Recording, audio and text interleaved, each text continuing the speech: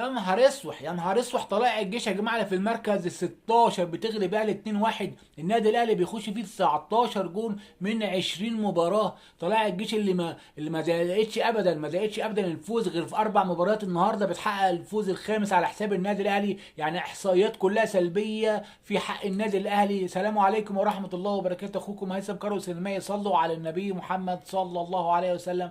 لو عجبك الفيديو دوس لايك، والله مش هتخسر اي شيء. واصحابنا في التيك توك خش على اللينك بتاع اليوتيوب واشتركوا معانا في قناه اليوتيوب. وكمان اليوتيوب قال نشارك في القناه مجانا، ولو حبيت الخير لغيرك بامر الله الخير هيجي لك كده كده. اشتركوا معانا في قناه اليوتيوب. مش هتبنتوا يا جماعه والاهلي علينا. النهارده النادي الاهلي اتغلب من طلائع الجيش 2-1 عشان يبعد اكتر عن الدوري العام. يعني في ماتش سو باد قوي للنادي الاهلي، اللعيبه مش رجاله تماما.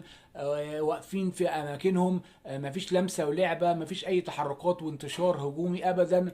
اللعيبه يا جماعه مفيش اي روح عندهم. حتى يسروب النهارده كان بيلعب بخطه 4-3-3، وطبعا اتنين في خط الوسط ومعاهم التالت رقم 8 بيلعب 8 امام عاشور. يعني كان مزحزح شويه ناحيه الشمال كده قريب من يوسف بالعمري، وعشان كده كان مداري وقافل على يوسف بالعمري. حتى ما كانش ظاهر اصلا الشوط الاول تقريبا ولا الشوط الثاني يوسف بالعمري كان ظاهر.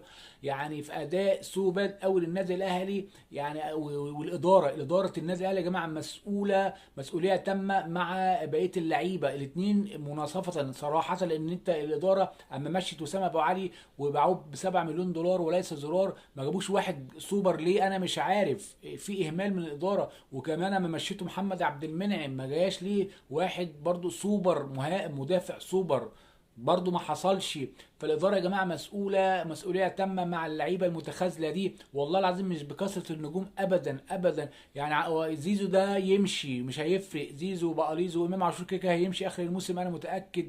وبن شرقي برضو لا يمشوا يا جماعه، مش بكثره النجوم ابدا. يعني اللعيبه متعاليه وخدت بتاخد ملايين وبيتباهوا خلاص على كده، لكن ولا في روح ولا رجوله ولا جرينتا خالص. هو الجمهور النهارده في الاستاد اللي كان عمال يعني بيشجع باعلى صوت، لكن للاسف يسروب النهارده برضو اثبت ان هو يعني كوتش في الكنافه. ولبسنا يسروب مع برضو المهاجم اللي اسمه كاموش. يسروب ملوش لمسات يا جماعه ومدرب على قده. وواضح كده ان هو لو كمل معانا الموسم ده يبقى كويس. وواضح كده ان الدوري يا جماعه بيقول النادي الاهلي انت لا تستحقني، واللي هياخد الدوري والله اعلى واعلم تقريبا نادي الزمالك. عشان كفايه الروح اللي هم بيلعبوا بيها. انت خلاص حته الروح دي انتزعت منك خالص. ما حدش قال لي يسرب ان بن شرقي ممكن يلعب مهاجم عشان بيلعب بدماغه. كان يخش مع مروان عثمان وتطلع وتنزل حسين الشحات ناحيه اليمين عشان تعمل يعني كثافه هجوميه اكتر من كده. يا جماعه المدرب ده